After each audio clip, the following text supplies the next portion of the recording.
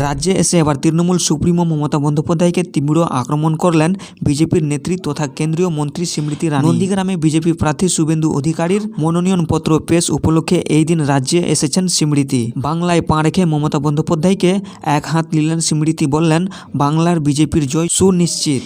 দিদি, তুমি খেলাই করছো বাংলায়, বাংলার সঙ্গে খেলা করছো, বাংলার মানুষের জীবন নিয়ে খেলা করছো, মহিলাদের সম্মানের সঙ্গে খেলা করছো।